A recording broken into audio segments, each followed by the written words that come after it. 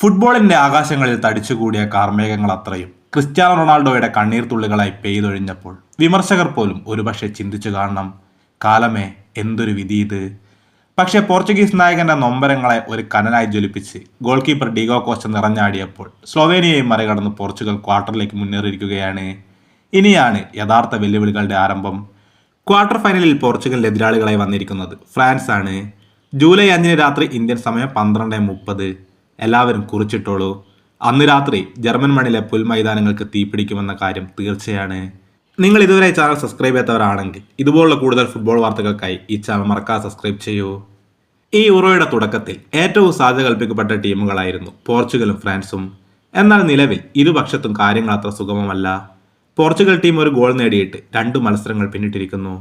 France ആകട്ടെ ഈ യൂറോയിൽ 4 മത്സരങ്ങൾ കളിച്ചിട്ട് ഓപ്പൺ പ്ലേയിൽ നിന്ന് ഒരു ഗോൾ പോലും നേടിയതുമില്ല.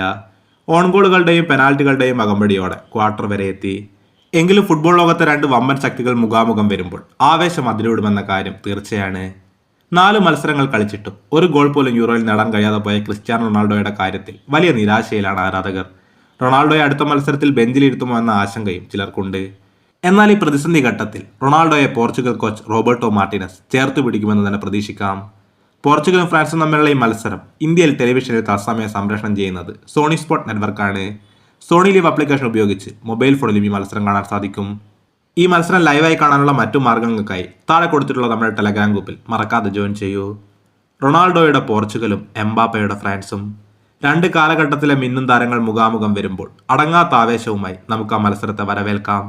കൂടുതൽ ഫുട്ബോൾ വാർത്തകൾക്കായി ഈ ചാനൽ മറക്കാതെ സബ്സ്ക്രൈബ് ചെയ്യൂ.